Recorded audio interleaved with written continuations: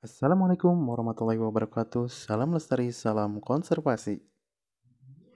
Pada segmen video ini kita akan bahas mengenai asas-asas tata nama tumbuhan yang tercantum dalam Kode Internasional Tata Nama Tumbuhan, di mana untuk asas-asas tata nama tumbuhan ini merupakan aturan baku yang digunakan dalam pemberian nama tumbuhan dan juga takson-takson yang ada pada dunia tumbuhan. Asas yang pertama, tata nama tumbuhan dan tata nama hewan itu terpisah atau berdiri sendiri. Kita ketahui bahwa untuk takson pada tumbuhan itu ada divisio, sementara pada hewan itu menggunakan takson filum atau istilah filum pada takson yang tingkatannya di bawah kingdom. Kemudian yang membedakan antara tumbuhan dan hewan selain divisio dan filum juga pada ciri dari penamaan untuk tingkatan takson familia, di mana untuk tumbuhan itu menggunakan akhiran aceae, sedangkan untuk hewan itu menggunakan idea.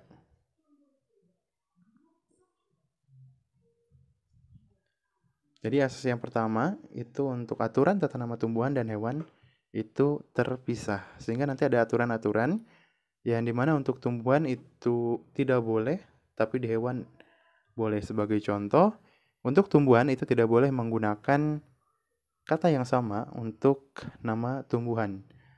Sedangkan untuk hewan itu boleh. Sebagai contoh, untuk hewan itu ada yang namanya babirusa, nama ilmiahnya adalah babirusa babirusa. Penulisan dan pelafalannya sama. Sedangkan untuk tumbuhan itu tidak boleh menggunakan kata yang sama seperti itu. Dan jika maksa, maka sebagai contoh, pada tumbuhan itu ada tanaman salak yang menggunakan nama ilmiah Salaka zalaka, di mana untuk penulisannya itu berbeda. Ada yang menggunakan S dan menggunakan Z, sehingga masih dapat diterima. Kemudian yang kedua, penerapan takson ditentukan dengan perantaran tipe tanamannya. Di sini unsur suatu takson yang dikaitkan secara permanen dengan nama yang diberikan kepada takson itu. Jadi untuk yang asas nomor 2, penerapan nama takson ditentukan dengan perantaran tipe tanaman. Kita lihat untuk Sambucus nigra. Nigra ini berarti menandakan buahnya itu berwarna hitam. Termasuk juga untuk Piper nigrum itu menandakan nigranya itu adalah hitam. Sehingga di sini dalam penulisan nama itu menggunakan kata nigra atau nigrum.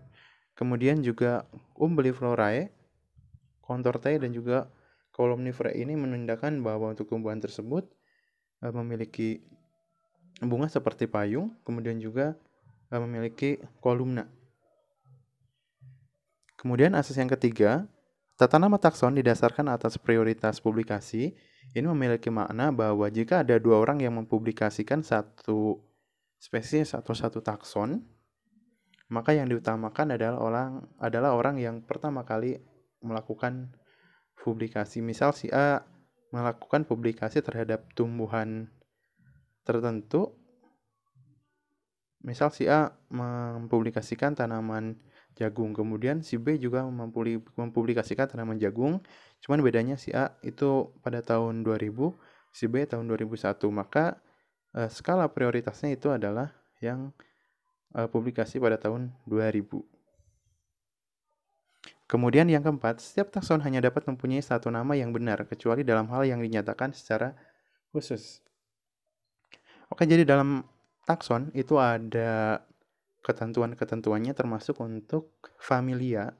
Familia itu harus berakhiran -cae. Nah, sebagai contoh itu ada Phoaceae, Arecaceae, Aviaceae, dan juga Asteraceae.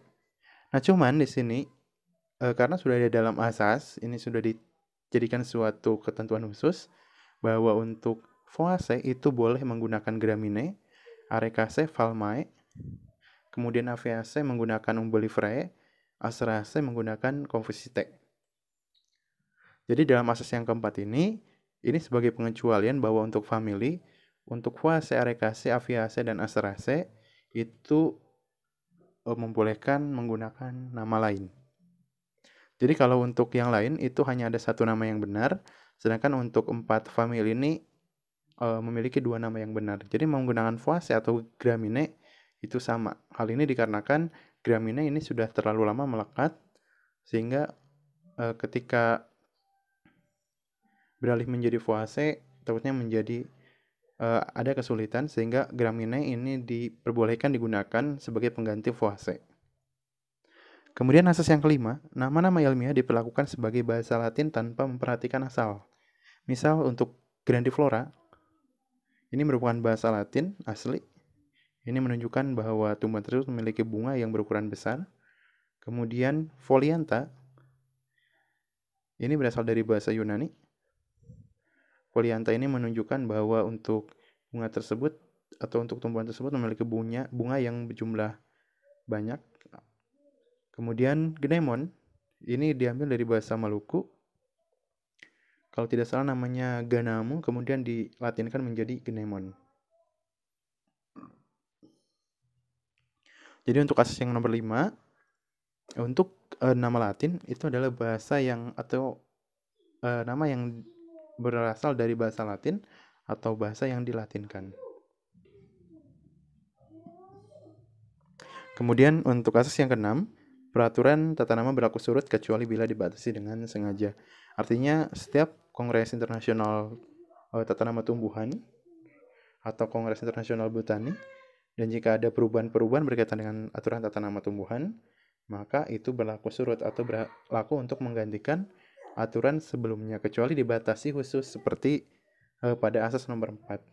Yang seharusnya gramina itu menjadi voase, ternyata itu masih diperbolehkan menggunakan istilah gramine. Nah, jadi itu asas-asas dalam tata nama tumbuhan berdasarkan Kode Internasional Tata Nama Tumbuhan. Assalamualaikum warahmatullahi wabarakatuh. Salam lestari, salam konservasi.